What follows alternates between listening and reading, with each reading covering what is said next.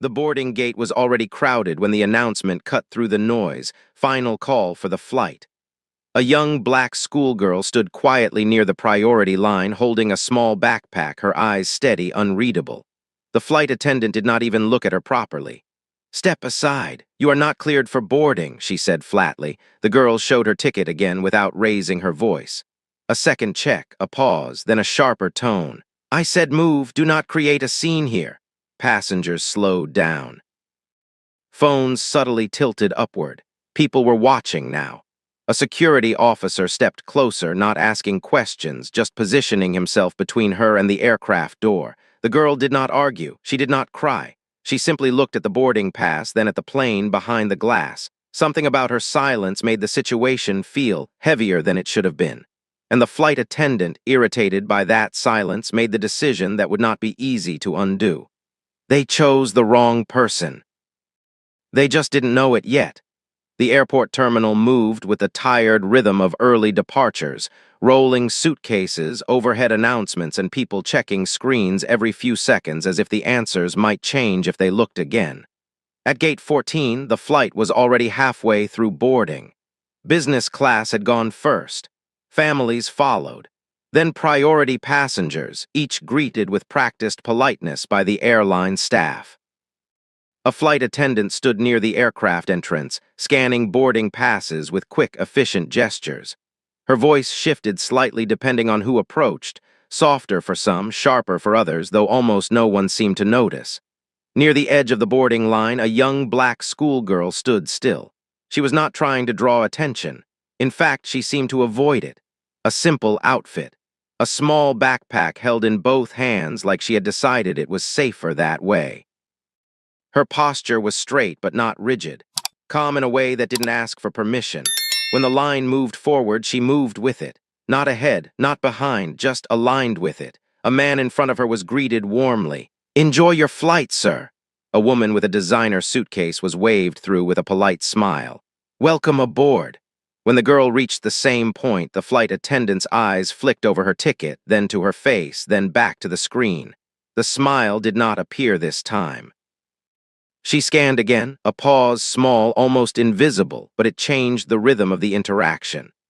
"Wait here," the attendant said without looking up fully. The girl did not react. She simply stepped half a pace aside, holding her boarding pass steady. Behind her, passengers continued to move. No one stopped. No one asked. Only the line shifted around her as if she had become part of the structure rather than a person inside it. The attendant tapped on her device again. Another scan. Another pause.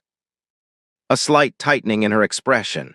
"Your seat is not showing correctly," she said, louder this time, not necessarily to the girl, but enough for nearby passengers to hear. The girl responded quietly. "It matches what I was sent." Her voice was soft, controlled, without urgency. She reached into her phone and opened the confirmation screen, showing it without stepping forward.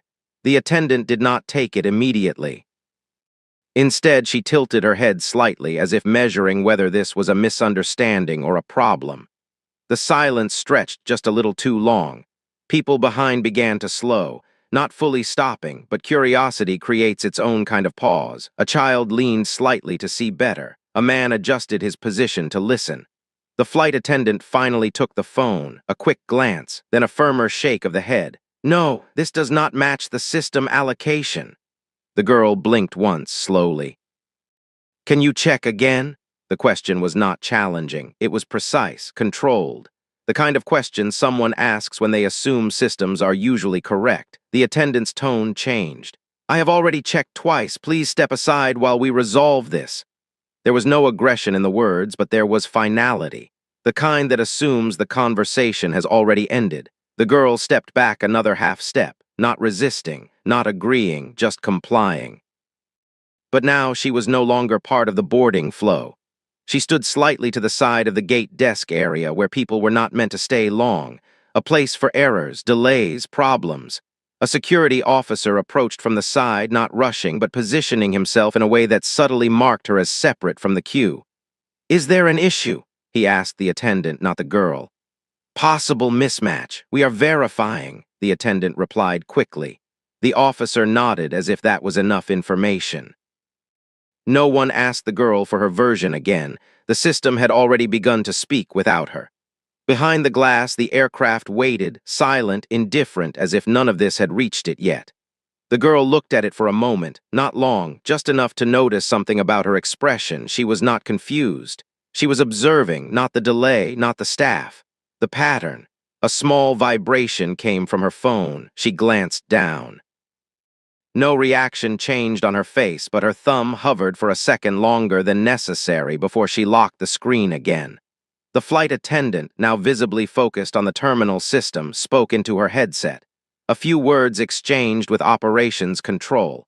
Her posture straightened slightly afterward as if confirmation had reinforced her decision. She turned back toward the girl. "We will need you to wait here until verification is complete." The words were simple, routine. But the way they were delivered had already shifted the environment. Passengers boarding nearby were now watching openly. Not everyone, not loudly, but enough. The girl gave a small nod. She did not argue. She did not explain again. She simply held her boarding pass at her side as if it had become temporarily irrelevant. And in that stillness, quiet, composed, and unusually patient, the situation stopped feeling like a routine delay. It started feeling like something else entirely. Something the staff had not yet named, and something the system had not yet understood.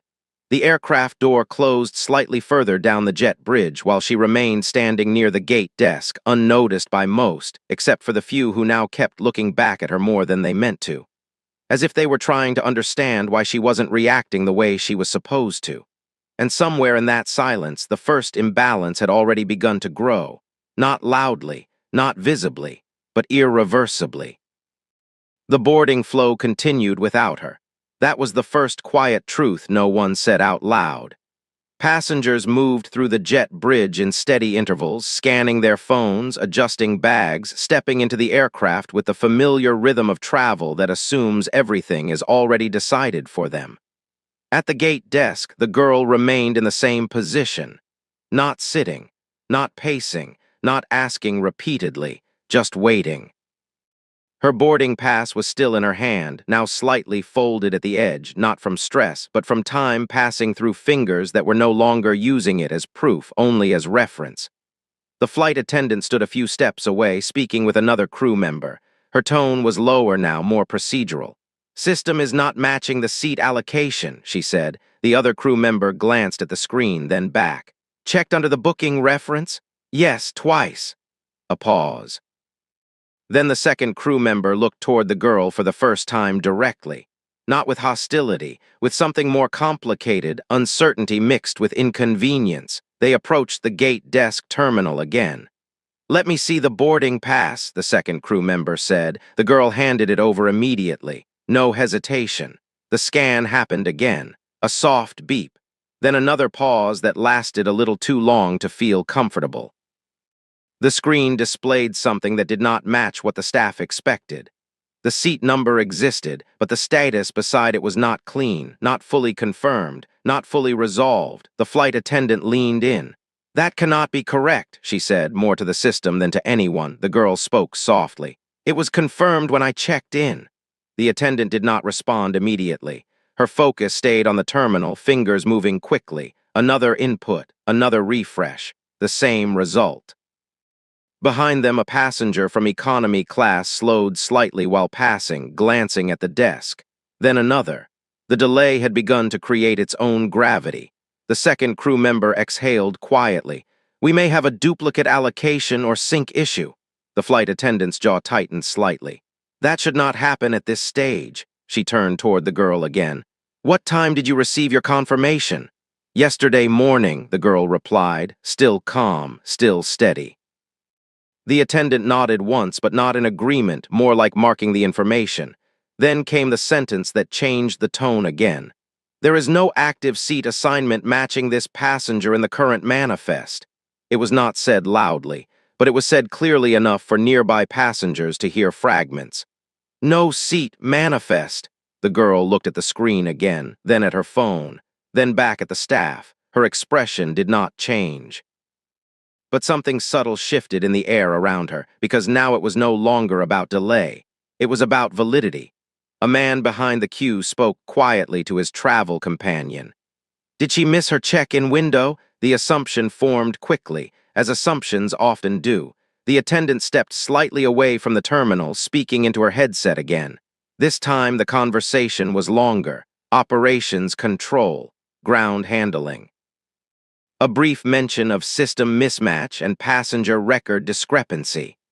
The words reached the girl in fragments. She did not interrupt. She did not correct. She simply watched the process unfold as if she was observing how the system preferred to resolve uncertainty.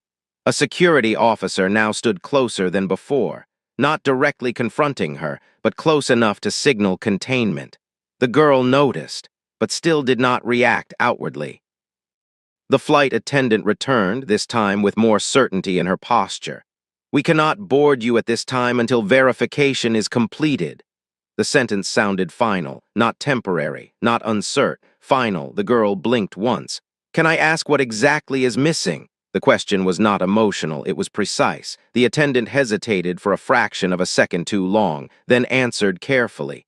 Your seat is not confirmed in the current aircraft manifest. A pause. Then the addendum, almost defensive. It may be a booking system error. The word error floated between them like something no one wanted to own. The girl nodded slowly, not in acceptance, in acknowledgement. Then she looked past the attendant toward the aircraft visible through the glass. Boarding continued without interruption now. People were not waiting anymore. They were moving forward, away from her. The second crew member leaned slightly toward the attendant. We should escalate to gate supervisor before closing doors. The attendant nodded but did not move immediately. Instead, she looked at the girl again, and something in her expression hardened not into anger but into decision. A decision made under pressure often tries to feel like certainty. Please step to the side while we resolve this, she repeated.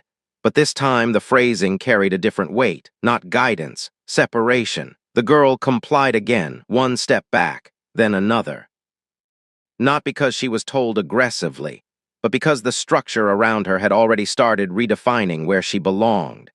She now stood fully outside the boarding lane, not physically removed, but functionally excluded. Passengers continued passing her. Some looked, most did not. And those who did assumed the same thing: mistake, delay, passenger issue, nothing unusual. But the girl's eyes stayed on the gate system screen for one last moment before she lowered her gaze. And in that quiet second, while the system continued processing everyone else normally, a small inconsistency remained unresolved behind the staff terminal, unnoticed for now but quietly active. Not fixed, not cleared, just waiting, like something that had already been marked incorrectly but not yet understood. And the boarding door kept opening and closing as if nothing had changed at all. But it had, just not in a way anyone at Gate 14 could clearly see yet. The gate area had changed without anyone announcing it. It was no longer just boarding, it was watching. Passengers who had already boarded slowed near the aircraft door inside the jet bridge, turning their heads slightly as they passed the glass partition that showed the gate desk.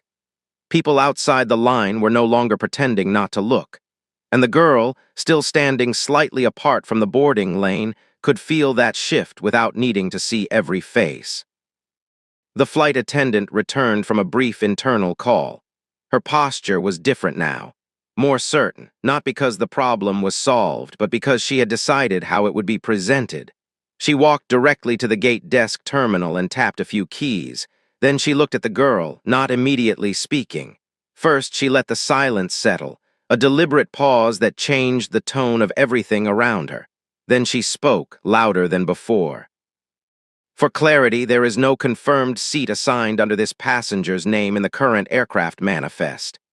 The sentence was not just information, it was broadcast. Several nearby passengers clearly heard it now. A man paused mid-step. A woman adjusted her position to look more openly. Phones that were previously angled down were now slightly raised. The girl did not move. She did not respond quickly either, only a small tilt of her head.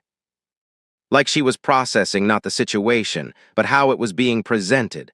The second crew member leaned closer. Maybe we should move this to a private checkpoint, but the flight attendant interrupted. No, we are already delaying boarding. The decision was no longer about accuracy. It was about control of the flow. The girl finally spoke again. "Can I see the manifest entry?" Her voice remained calm, not defensive, not emotional, just direct. The request landed differently than expected, because it implied she understood what was being discussed at a level most passengers would not normally engage with. The attendant's eyes narrowed slightly. "You will not be able to access internal systems," she replied. A pause. Then she added, sharper this time, "If there has been a booking issue, it is being handled." The phrase booking issue began to repeat in the surrounding air like a label being assigned, not proven, but applied. The girl looked down at her phone again, unlocked it, scrolled once, then stopped. She did not show it yet. Instead, she simply held it at her side again, waiting. That silence began to feel different now, less like patience, more like observation. A security officer stepped closer, not touching her, but now clearly positioned between her and the aircraft entrance path. "Ma'am," he said, neutral tone, "please remain here while verification completes." The word "here" now had boundaries, not physical ones, social ones. The flight attendant turned slightly toward the waiting passengers. "We will resume boarding shortly once this is resolved." Her tone softened for them, not for the girl. This distinction was subtle but not unnoticed anymore. A passenger behind the line muttered quietly, "If there's no seat, why is she even here?" It was not said loudly enough for confrontation, but loudly enough for assumption. Assumption spreads faster than fact in crowded silence. The girl heard it, but did not react. That lack of reaction began to create discomfort in the staff rather than relief, because most passengers, when wrongly accused or delayed, reacted. Confusion, frustration, defensiveness. But she remained steady, which made interpretation harder. The flight attendant returned to the terminal again. Another call, this time longer, more structured. She spoke in fragments. "Manifest discrepancy. Passenger not found in final allocation. Gate delay risk increasing." Each phrase tightened the atmosphere further. When she ended the call, she exhaled through her nose. Decision formed. She turned to the girl again. "This will require you to step away from the boarding area while the airline resolves the discrepancy." Now it was no longer just wait. It was removal from process. The girl finally looked up fully, not at the attendant, at the aircraft door, then back to the staff. One simple question. "Am I being denied boarding?" The question was quiet, but it changed the temperature instantly, because it was not emotional, it was procedural. The attendant hesitated only briefly, but enough. "We are unable to confirm your eligibility at this time." That sentence, carefully constructed, avoided direct denial, but functionally it was one. A nearby passenger whispered again, "So she can't board?" The idea was now forming publicly. The girl nodded slowly, not in agreement, in acknowledgement of the process being applied to her. Then she stepped half a pace back, not resisting, not escalating, but that movement marked something important. She was no longer part of the boarding group. She was now classified as an exception, and exceptions are always treated differently. The second crew member leaned toward the attendant again. "We should escalate to supervisor. This is delaying pushback." But the attendant shook her head slightly. Not yet, because in her mind the issue was still contained, still procedural, still reversible without consequence. She looked at the girl one more time, then at the growing crowd, and made a choice that would define everything that followed. She spoke again, this time not to resolve the issue, but to close it publicly. "Please move aside while we continue boarding other passengers." It was said clearly, in front of everyone, not as a request, but as a separation. The girl complied immediately, one step back, then another, and now she was no longer simply waiting at the gate. She was standing outside the flow of boarding entirely. Passengers began moving past her again, but now their eyes lingered longer because the label had been spoken out loud. Not confirmed, not in manifest, unable to board. And once spoken publicly, truth becomes irrelevant. Perception takes over. The aircraft door remained open. The line continued forward. And the girl stood still near the edge of the gate area, quiet, composed, watching a system proceed without her as if she had never been part of it at all. But somewhere deeper in the terminal system, behind layers of administrative routing and delayed verification, her record had not yet been fully cleared. It had only been questioned, and questions like that do not stay unanswered for long, not in systems that remember everything. The delay had now stopped being a simple boarding issue. It had become a coordinated pause in a system that was not used to pausing for long. At Gate 14, the aircraft stood connected to the jet bridge like it was waiting for permission to continue existing in motion. Inside the terminal, the flow of passengers had thinned. Those already boarded had disappeared into their seats, while those still outside had become quiet observers of something they did not fully understand. At the center of it, the girl remained near the edge of the gate area, not seated, not escorted away further, just held in a space between decisions. The flight attendant stepped away from the desk again, this time moving with more urgency, not panic but controlled escalation. She spoke into her headset in shorter, sharper phrases. Still unresolved. Manifest mismatch persists. Passenger not located in final confirmed list. A pause, then a response from operations control. The tone on her side of the conversation shifted slightly. She glanced at the girl again before answering. Yes, holding boarding. There was a subtle change in the air after that sentence, because now it was no longer just a gate-level issue, it was being recorded higher. The second crew member looked uneasy for the first time. "Have you informed cockpit?" he asked quietly. The flight attendant hesitated, then nodded. "Yes, captain is aware of boarding delay." That sentence changed the structure of authority in the situation.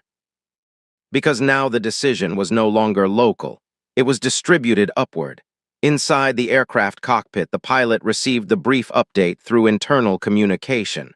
Not detailed, not dramatic, just operational. Gate delay due to unresolved passenger manifest discrepancy. The pilot did not respond immediately. Instead, he reviewed the status feed. A minor delay flagged, a single passenger unresolved. Ordinarily, this would be routine. But something about the persistence of the flag caught attention, not because of what it was, but because of how long it had remained unresolved. Back at the gate, the security officer adjusted his stance slightly, closer now, not aggressive, but finalizing. A line had been drawn without being spoken. The girl noticed the shift in positioning, but again she did not react outwardly. Instead, she observed the movement of staff, the rhythm of communication. The way uncertainty was being handled, not resolved but contained. The flight attendant returned again to the desk terminal. Her tone now carried less flexibility, more structure. "Operations has escalated this for verification," she said aloud, partly for the passengers now watching more openly. A few heads turned. The words escalated and verification began to settle into the environment like official stamps being applied to something still not fully understood. The second crew member leaned closer. "Supervisor has been notified?" "Yes." Another pause. "Ground coordination is reviewing." The phrase sounded neutral, but it meant something specific in airline operations. The decision was no longer just about boarding. It was about authority validation. The girl remained still. Her eyes moved once toward the terminal screen, then toward the aircraft door, then back to the staff. She still did not speak. But her stillness was no longer being interpreted as simple patience. It was now being interpreted as uncertainty or defiance, depending on who was looking. And interpretation, once it begins, is difficult to stop. A supervisor arrived within minutes, not rushing, but moving with the quiet certainty of someone stepping into a situation that has already been framed before they arrived. He looked at the gate terminal first, then the attendant, then the girl. No immediate judgment, just assessment. "What do we have?" he asked. The flight attendant responded quickly. "Passenger not found in final manifest. Boarding cannot proceed until verification is complete." The supervisor nodded once, then approached the terminal. He entered the booking reference, waited, the screen refreshed. He frowned slightly, not at confusion, but at inconsistency. "Check origin record," he said. The attendant repeated the steps. The same result appeared, still unresolved status, still incomplete confirmation. The supervisor exhaled slowly. "This should have been cleared at check-in." The girl finally spoke again. Her voice was still low, still controlled. "I checked in yesterday morning. I received confirmation." The supervisor looked at her now more directly, not dismissively, not emotionally, but with the attention given to a discrepancy that does not yet fit any known category. "Do you have the original confirmation message?" he asked. She unlocked her phone again, showed it. This time he took longer to look, not at her, at the metadata, at the timestamps, at the structure of the record. A slight pause formed in his expression. Then he looked back at the system terminal. Something did not align cleanly, not enough to resolve, but enough to question. Behind him, the flight attendant shifted slightly. "We are already delaying pushback," she reminded him. A subtle pressure, not spoken as impatience, but as consequence. Time was now part of authority. Supervisor raised a hand slightly. "Understood." He turned back to the system again. This time he initiated a deeper check, not just passenger name, but system routing logs. The gate area grew quieter without anyone asking it to. Passengers were no longer just watching, they were waiting for resolution to define reality for them. The system responded slowly. A deeper verification layer, then a pause, longer than before. The supervisor's expression changed slightly, not dramatic, but focused. He did not speak immediately. That silence now carried more weight than anything said earlier. The flight attendant leaned in slightly. "Is there a problem with the booking?" The supervisor did not answer right away. Instead, he looked once more at the girl, then back at the system, then finally said, "This is not a standard mismatch." A beat. "Then, it appears to be a higher-level allocation flag." The words landed differently. Not everyone understood them. But everyone understood that they were not routine. The flight attendant's posture shifted. "Higher level as in?" The supervisor did not finish the sentence, because he did not yet have full clarity, only partial recognition. And partial recognition in structured systems creates discomfort faster than certainty ever could. He closed the terminal screen slightly, then stepped back. "I need to confirm this with central operations." That sentence changed the room again. Because now the decision was no longer at gate level, not even supervisor level. It was moving upward again. The girl remained where she was, still calm, still silent, still not reacting to the escalation unfolding around her. But now, for the first time, the staff were no longer fully certain that the problem belonged to her. The possibility had shifted from passenger error to system instruction. And that is a very different kind of uncertainty, one that does not resolve quickly. One that requires clearance. The supervisor moved away to make the call. The flight attendant stayed near the terminal, visibly less confident now. The security officer adjusted his position again, not toward removal, but toward waiting, and the aircraft remained at the gate, doors open, engines silent, as if the entire system had begun to pause for a reason no one at Gate 14 fully understood yet. But somewhere higher in the chain of operations, the name attached to the unresolved record had finally begun to trigger recognition. Not alarm, not correction, recognition. And that difference would change everything that came next. The supervisor did not return quickly. That alone changed the atmosphere. At Gate 14, delays were common, but indecision was not. Passengers were already seated inside the aircraft, yet the jet bridge remained connected like a paused sentence that no one had finished speaking. Inside the gate area, the flight attendant stood with her arms now folded loosely, no longer actively scanning passengers. Her focus had shifted inward, listening, waiting, recalculating. The security officer remained near the edge of the space where the girl stood, not blocking her, not engaging her, just marking distance. The girl had not moved from her position since the escalation began. Her posture remained steady, almost unchanged from the moment she was first stopped. But now the environment around her had changed completely. She was no longer part of boarding. She was part of a pending decision. A second security officer arrived quietly, speaking briefly to the first. A glance toward the gate desk. A nod, no words directed at her yet. The supervisor returned after several minutes. His expression was different now, less reactive, more procedural. He walked directly to the terminal and spoke before anyone else could. "I've confirmed with Central Operations." The flight attendant straightened slightly. The second crew member stepped closer. The girl remained still. The supervisor continued. This passenger record is flagged under a higher verification tier. A pause. Then he added carefully, boarding cannot proceed until clearance is completed off gate. The words were neutral. But their effect was not. The phrase off gate changed the geometry of the situation. The flight attendant looked at him immediately. So she cannot board this flight? The supervisor did not answer with emotion, only structure. Not at this time. That distinction mattered more than it should have, because it removed interpretation. It replaced it with procedure. The security officer finally stepped forward, not aggressively, but officially. "Ma'am," he said, voice steady, "we need you to come with us for verification." The girl looked at him, then at the supervisor, then briefly toward the aircraft door still visible beyond the glass. She did not resist. She did not ask again for explanation. She simply asked one question. "Am I being removed from the flight?" The supervisor hesitated, just for a fraction, then replied, "You are being held for verification outside the boarding area." It was not a direct yes, but it functioned as one. A few passengers nearby now clearly understood something was happening. A woman leaned slightly forward in her seat inside the aircraft, looking through the window toward the gate. The story was no longer private. The flight attendant turned away slightly, as if to signal detachment from what was now becoming formal procedure, but her earlier confidence had not returned. The security officer gestured gently. "This way, please." The girl finally moved, one step, then another.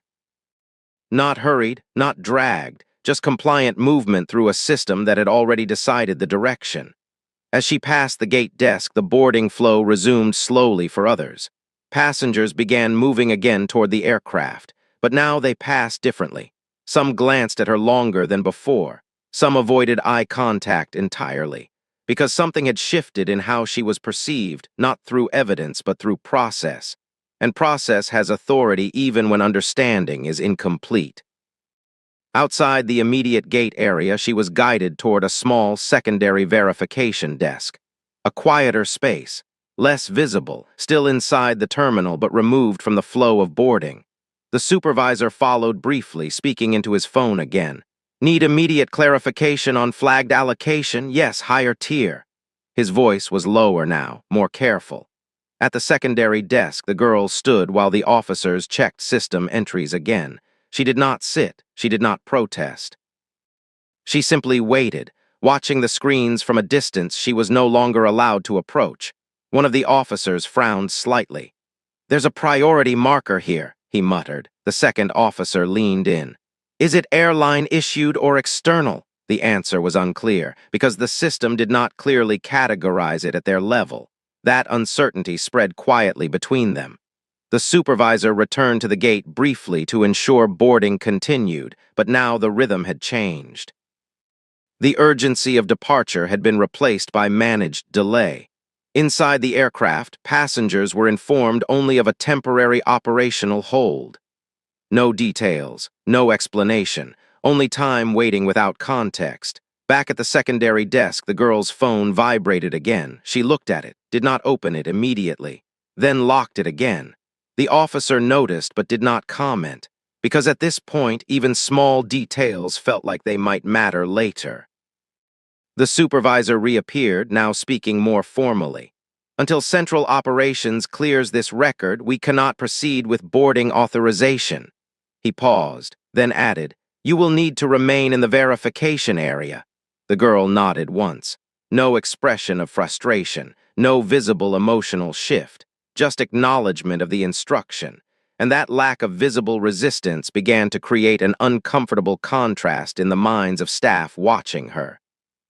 Because most passengers removed from boarding reacted in predictable ways, this one did not, as if she was not reacting to the situation itself, but observing how it unfolded. The security officer lowered his voice slightly. "Do you have someone we should contact?" A pause. She finally answered, "Yes." Only one word. Then she provided a number. The officer noted it down, not fully understanding why the situation felt heavier than its procedural description suggested. Back at Gate 14, boarding resumed in slow segments. The aircraft doors remained open, but the energy had shifted. The flight attendant now worked more silently. The supervisor spoke less. and the earlier certainty that had defined the situation had been replaced with something less stable. Uncertainty that had been officially acknowledged, and once uncertainty becomes official, it does not stay small for long. The girl remained in the verification area, calm, still, watching a system continue without her. But somewhere beyond the visible terminal, beyond the gate screens and boarding manifests, her record was no longer simply being checked. It was being escalated, quietly, upward, into layers that did not respond quickly. But when they did, they rarely responded in small ways. The verification room was quieter than the gate, not peaceful, just stripped of movement. No boarding calls, no luggage wheels, no overlapping announcements. Only the low hum of airport infrastructure behind the walls, like a machine breathing in another room. The girl stood near the edge of the desk area, still not sitting. The security officer had stepped slightly aside now, speaking in low tones with the supervisor on the phone. The second officer watched the system screen more than the people in the room. Something had changed in the way they were working. It was no longer about confirming a mistake. It was about understanding why the mistake kept repeating itself. On the terminal screen, the same passenger record appeared again. But now it was being viewed through a different access level, not gate level, not supervisor level, a step higher. The supervisor's voice came through the phone. "Run origin system trace again." A pause, keys were pressed, the screen refreshed, once, twice, then paused longer than before. The second officer leaned in slightly. "This record isn't just missing from the manifest," he said quietly. The supervisor responded from the phone. "What do you mean?" The officer hesitated, then chose words carefully. "It's present but not visible at this clearance level." Silence followed that sentence, because in structured airline systems that should not happen. A record either exists or it does not. Visibility is not supposed to change depending on who is looking. The supervisor spoke again, slower now. "Check allocation hierarchy." The officer followed, another input, another refresh. A different layer of system access opened. This time the screen changed, not dramatically, but enough. A marker appeared beside the passenger entry that had not been visible before. A priority classification tag, not standard, not typical booking level. The officer frowned. "This is higher than normal passenger allocation." The supervisor, now fully focused, asked, "Corporate?" The officer shook his head. "No." Another pause, then he added, "Above airline operational control." That sentence shifted the atmosphere again, not emotionally. Structurally, because above airline operational control meant the system was not fully in their decision hierarchy. The girl remained silent through all of it, but her eyes moved slightly when the officer said that. Not surprise, recognition. That subtle detail did not go unnoticed by the supervisor when he returned physically to the room a few minutes later. He looked at her differently now, not as a passenger with a problem, but as a passenger connected to a system he did not fully control. He stepped closer to the terminal again. "I want full audit logs," he said. The second officer hesitated. "That may require central authorization." The supervisor nodded. "I'm requesting it." He turned slightly toward the girl. For the first time, his tone softened, but only slightly. "Just to confirm, did you book this ticket yourself?" The question was careful, not accusatory, not dismissive. The girl answered immediately. "Yes." No hesitation, no embellishment, just fact. The supervisor studied her face for a moment longer than necessary, then returned to the screen. Because now there were two realities forming at the same time. The visible one, a passenger not matching manifest records. The system one, a passenger existing at a higher allocation layer not visible at their level. And those two realities did not align cleanly. Back at Gate 14, boarding had resumed, but slower. Crew coordination was tighter now, less confident. The flight attendant spoke less to passengers and more to internal systems. Every update now required confirmation. Every confirmation required cross-checking. The delay was no longer minor. It was becoming structured. Back in the verification room, the audit request finally triggered a response. A system window opened automatically, not manually accessed, automatically escalated. The officer leaned closer. "This came from central routing." The supervisor stepped in. The screen displayed a brief header. Access restricted, higher clearance record. Below it, a partial data line appeared, then another, and then a synchronization mismatch indicator. The supervisor narrowed his eyes. "This is not a booking error," he said quietly. The officer looked at him. "Then what is it?" The supervisor did not answer immediately. Instead, he ran another internal query, this time slower, more precise. The system responded again. And this time a subtle flag appeared. "External verification dependency pending clearance." The officer read it aloud softly. "External verification," he stopped. Because that phrase did not belong in normal passenger handling, the supervisor finally exhaled. "This means the record is controlled or verified outside standard airline authority." A pause, then he added, "Which means we cannot override it here." The silence that followed was different from before, not confusion, not delay, but limitation. And limitation in structured systems always moves upward. The girl finally spoke again.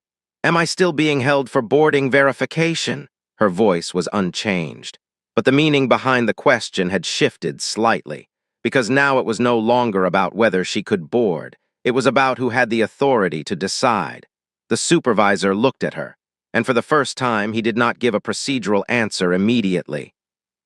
Instead, he said, "This is no longer a standard boarding clearance issue." A pause, then, "It has been escalated beyond airport control." That sentence did not create drama, it created distance. Between local authority and whatever was above it, the security officers exchanged a glance, not alarmed, but reassessing, because now their role had quietly changed from enforcement to observation. The girl nodded once, still calm, still steady. But now the silence around her was no longer interpreted as compliance or resistance. It was being reinterpreted as something else entirely, something the system had not yet fully labeled. At Gate 14, boarding finally resumed at near normal pace, but the delay had left a mark. Passengers were still asking questions quietly. Crew members were still checking systems twice before confirming anything. And the aircraft, once ready to depart smoothly, now carried a subtle tension in its timing. Back in the verification room, the supervisor closed the terminal screen slightly. "We wait for central response," he said, not as a suggestion, as conclusion. The girl remained standing, and for the first time since the incident began, no one in that room tried to move her. Because everyone now understood something unspoken. She was no longer being processed at their level. She was being processed above it, and when systems move upward like that, they do not return quickly. At Gate 14, the aircraft remained connected to the jet bridge, but it no longer felt like a normal turnaround. It felt paused, not canceled, not cleared, just held in a state that no one could fully justify anymore without referencing something above them. Inside the cabin, passengers had settled into seats. Overhead bins were closed, seat belts loosely fastened. The usual impatience of delay had begun to shift into quiet curiosity, because delays have patterns. And this one did not follow any familiar pattern. A flight attendant inside the cabin received an update through her earpiece. She paused mid-step, then turned slightly toward the front galley. The purser noticed immediately. "What is it?" he asked. Her voice was controlled but different from before. "We're on operational hold." He frowned. "For how long?" She checked again. "No estimated time." That answer changed the tone inside the cabin. Because airlines almost never say no estimated time unless the system above them has stopped giving answers. Outside at the gate desk, the supervisor stood with arms crossed now, watching the system terminal without touching it. The second officer was still running background checks, but each query was returning the same structure: restricted visibility, higher-level verification pending, external clearance dependency. The same pattern, repeated, unresolved. The girl remained in the verification area. Still standing, still quiet, still not asking anything repeatedly. But now something had changed in how staff looked at her. It was no longer suspicion. It was uncertainty about jurisdiction. The supervisor spoke quietly into his phone again. "Yes, still pending central response." A pause, then he added, "We are holding departure due to unresolved allocation verification." Inside the system, something finally updated. Not fully, not clearly, but enough to register. A status change appeared. Escalated hold authority review in progress. The officer reading it frowned. That's not normal for a passenger record. The supervisor nodded slowly. No, it's not. He turned toward the girl again. Has this ever happened to you before? He asked. The question was no longer procedural. It was investigative. The girl looked at him for a moment, then answered simply, no. No explanation, no detail, just certainty. That simplicity made the situation even harder to classify. Back at Gate 14, passengers began asking crew members more questions, not loudly, but enough. A man near the window spoke softly to a flight attendant passing by. How long is the delay? She paused, checked her earpiece, then answered carefully, we are awaiting clearance from operations. That phrase was now being repeated everywhere. Operations, not gate issue, not boarding error, operations. A word that sounds neutral but feels heavier the more it is repeated without explanation. Inside the cockpit, the pilot reviewed updated status feeds. A prolonged hold flag was now active. He leaned slightly toward the first officer. This is taking longer than usual. The first officer nodded. Yes. A pause. Still tied to passenger verification? The pilot checked the feed again. Yes, but it's not resolving at station level. That line mattered.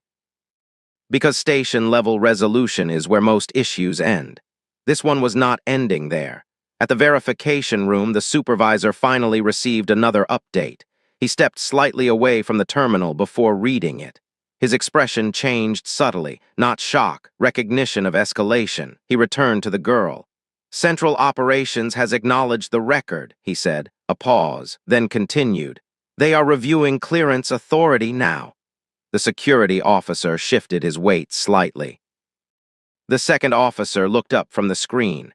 Because acknowledgement from Central Operations meant something specific. The system had officially recognized the existence of the issue at higher authority level. The girl nodded once, still calm, still composed. But now the staff were no longer interpreting her presence as a local problem. It had become a structured case, a case being handled above them. The supervisor continued.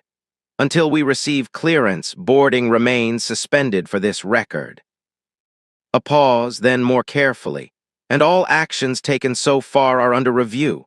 That sentence landed differently, because it implied that what had already happened was no longer just operational delay. It was becoming recordable procedure. The flight attendant, now visibly less confident than earlier, stood slightly behind the supervisor. For the first time, she did not speak immediately after a system update. Instead, she waited. At Gate 14, the cabin crew informed passengers again. This is a temporary operational delay. We apologize for the inconvenience. But this time, the apology did not fully stabilize the cabin, because passengers could feel something underneath it. Not danger, not emergency, but unresolved authority. And people are never fully comfortable when authority stops being clear. Back in the verification room, the supervisor checked the system again. The same message remained. Escalated hold, authority review in progress. He closed the terminal slightly. Then spoke quietly. This is beyond airport control now, the second officer asked carefully. Airline HQ? The supervisor shook his head. Beyond airline operational control. A pause, then he added, this is external authority review. The phrase again, external, above, not accessible at this level. The girl finally spoke again. Can I continue traveling once it is resolved? The question was simple, but now it carried a different weight because it was no longer about permission. It was about classification. The supervisor did not answer immediately. He looked at her for a moment longer than before, then said, if clearance is granted, yes. No certainty, only condition. The girl nodded once and returned to silence. But now that silence no longer felt like passive waiting. It felt like observation of a system that had started moving without her, but around her. At Gate 14, the aircraft remained grounded at the gate. Engines idle. Passengers waiting. Crew repeating the same information with slightly different phrasing. And somewhere far above the airport floor, in systems no one at Gate 14 could directly access, the record attached to the girl had moved beyond simple verification. It was now under formal review. And reviews like that do not end quickly. Not when they reach that level. Not when they involve authority above the airport itself. And certainly not when every layer beneath it has already acknowledged it exists. The first sign of change was not a message, not a phone call, and not an announcement. It was silence inside the system terminal. The supervisor noticed it before anyone said anything. A request that had been pending for what felt like too long suddenly stopped showing pending. It changed, not resolved, not denied, just picked up. He leaned closer to the screen. The second officer noticed his expression tighten slightly. "What is it?" the officer asked. The supervisor did not answer immediately, because the interface had shifted into a different mode. A confirmation layer had opened that none of them had manually triggered. On the screen, a new status line appeared. Central Review Response initiated. The supervisor blinked once, then slowly stepped back from the terminal. "This is being handled above airline operations now," he said quietly. The second officer frowned. "Regulator?" The supervisor shook his head slightly. "Not standard regulator channel." A pause. Then he added, "Corporate oversight layer." At the verification desk, the girl remained standing exactly where she had been placed. Her posture had not changed since the beginning of the escalation. Still calm, still observant. But now the staff were beginning to look at her differently again, not as a passenger in error, not even as a passenger under review, but as a record that had activated something upstream. The flight attendant, who had earlier been confident in her interpretation of the system, now stood slightly farther back than before. Her arms were no longer folded. Her hands were still. That subtle change did not go unnoticed. The supervisor checked the system again. A new line appeared beneath the central response. "Authority verification in progress, external entity confirmation required." The second officer read it quietly. "External entity?" The supervisor nodded once. "Yes." He did not expand immediately, because in airline systems, external entity could mean several things: regulatory bodies, security clearance authorities, or corporate ownership structures that do not sit within day-to-day operations. The girl finally spoke again, not urgently, not emotionally, just a continuation of her earlier question, still unresolved in her mind. "Who is confirming it?" The supervisor looked at her. And for the first time, his answer was not procedural. "I don't have visibility at this level." That sentence changed the tone more than anything before it, because authority admitting limitation is different from authority asserting control. A message came through the supervisor's device. He read it, then read it again. His expression shifted slightly, not into shock, but recalibration. He turned slightly away from the group, then spoke into his phone. "Yes, I see the escalation path." A pause, then, "Confirming linkage now." The second officer exchanged a look with the flight attendant. Neither spoke, because escalation paths are not usually discussed openly at gate level unless they are significant. Back at gate 14, passengers were still waiting inside the aircraft. Some were reading. Some were watching the cabin crew move slightly more slowly than usual. Others were simply staring out the window toward the gate, sensing that something had changed without knowing what. The captain received another update, this one more structured. "Extended hold due to external verification escalation." He frowned. "How long?" The response came back. "Indeterminate until clearance is completed." He leaned back slightly in his seat. That answer meant the decision was no longer in operational control. It had moved beyond time estimates. At the verification desk, the supervisor finally received a response that made him stop speaking for a moment. The screen updated again. This time, the message was not internal. It was routed through a higher authentication channel. "Clearance authorization pending, corporate board-level verification." The second officer read it aloud, slower this time. "Board level?" The supervisor nodded slowly. "Yes." A pause followed, not confusion now, reassessment, because board-level verification was not part of normal boarding processes, not for passengers, not for delays, not for manifest discrepancies. The flight attendant stepped slightly forward. "Are you saying this is being reviewed by airline ownership?" The supervisor did not correct her immediately. because in structural terms she was not wrong. He finally said, "By the entity that governs allocation authority above operational control." The girl listened quietly. No visible reaction, but her eyes shifted slightly downward for a brief moment as if acknowledging something internal rather than external. The supervisor noticed that detail, but did not comment. Instead, he focused again on the system. A new line appeared. Authorization trace initiated, priority entity confirmed. The second officer leaned in. "What does priority entity mean?" The supervisor exhaled slowly. "It means the system recognizes the record as belonging to a restricted governance category." A pause. Then he added carefully, "Which means we cannot modify, override, or remove it here." Silence settled again, not the same silence as before. This one had structure inside it. At gate 14, the cabin crew received a new instruction. "Continue holding passengers on board. Do not initiate departure until further notice." No explanation was given to passengers, only the continuation of delay, but now the delay had changed shape. It was no longer waiting for clearance. It was waiting for authority confirmation. Inside the verification room, the supervisor closed the terminal slightly. He looked at the girl again, not with suspicion, not with authority, but with the recognition that the situation had moved beyond his control zone. "Until confirmation is completed," he said carefully, "you will remain in the verification area under observation status." The girl nodded once, still calm, still composed, but now something subtle had changed in the way staff observed her, not as a passenger being processed, but as a point of reference for a system-level decision. A phone vibrated on the supervisor's desk. He picked it up, listened. His expression tightened slightly, not with alarm but confirmation. He placed it back down.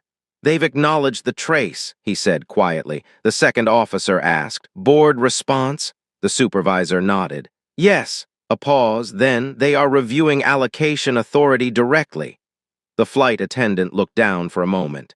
For the first time since the incident began, she did not speak immediately after a system update. Because now the situation had crossed into a space where speaking locally no longer changed outcomes. Only waiting did. The girl remained still, but the system around her was no longer static. It was moving upward. And when systems move upward to board-level verification, they rarely come back with small answers. They come back with decisions that redefine what the situation was from the beginning. And at gate 14, no one yet knew what that decision would be. Only that it was no longer in their hands. The change did not arrive like a dramatic announcement. There was no alert tone, no visible escalation on the airport screens, no public call to attention. Instead, the supervisor's terminal refreshed once and stayed that way, longer than before. Then the status line updated, not loudly, not emotionally, just definitively. Board-level clearance review completed. The supervisor did not speak immediately. He read it again, then stepped slightly back from the screen as if distance might change what it meant. The second officer leaned in first. "What is the outcome?" he asked. A pause. Then the supervisor answered carefully. "Authorization has been confirmed." A silence followed that was different from all previous silences, because this one was not uncertainty. It was resolution beginning to take shape. At gate 14, boarding had already been paused long enough that passengers were no longer restless in the usual way. They were quiet, watching, waiting for something to conclude that had never been properly explained to them. Inside the aircraft, a cabin crew member received a final instruction through the internal channel. Her expression shifted slightly. She looked toward the front, then nodded once.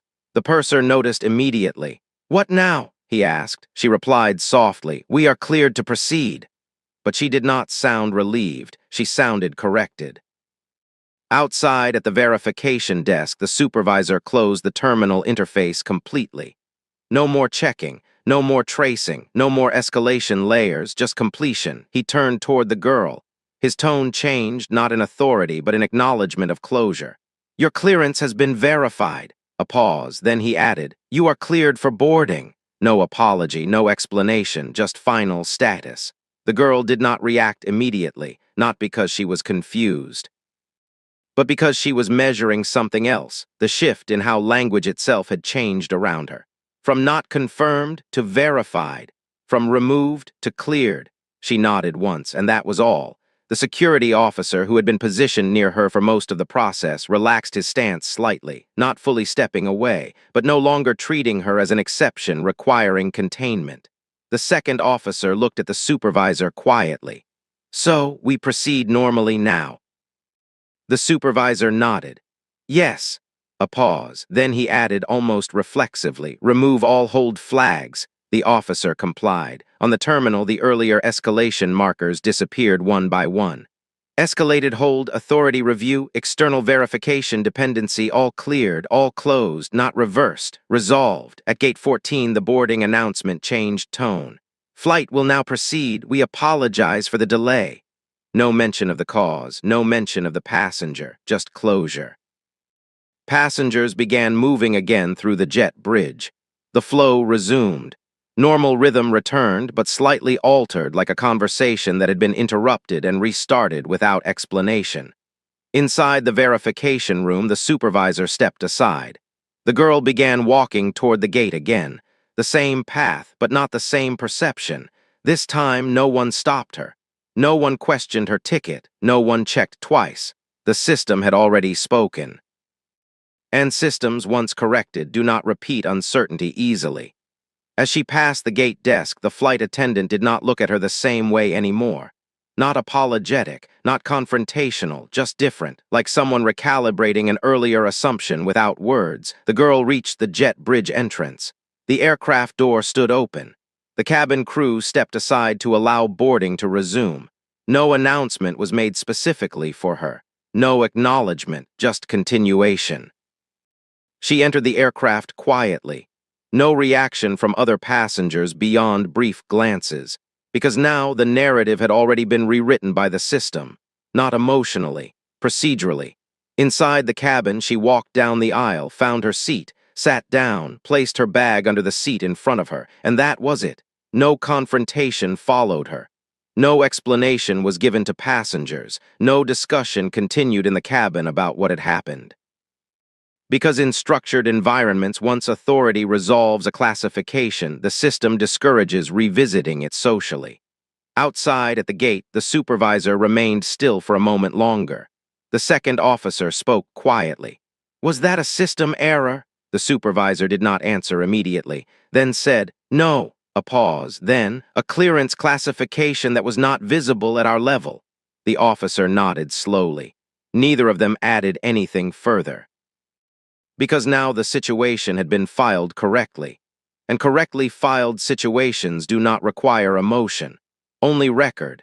The flight finally prepared for departure, pushback authorization granted, engines activated. Inside the cabin, seatbelts clicked into place, the aircraft began to move, and as it taxied away from gate 14, nothing about the outside world indicated what had just happened had any weight beyond procedure. No headlines, no announcements. No visible aftermath. Just a flight continuing its schedule. But inside the system logs at the airport level, one entry remained permanently updated. Clearance verified through board-level authorization. No operational override permitted. And beneath it, a final note. Initial denial classified as procedural misinterpretation. The aircraft lifted off minutes later, quietly, normally, as if nothing unusual had ever occurred at all. But for the staff at Gate 14, the meaning of silence had changed. Because they now understood something simple. Some passengers are not resolved at their level. They are only revealed later. And by the time the system corrects itself, the moment of certainty has already passed.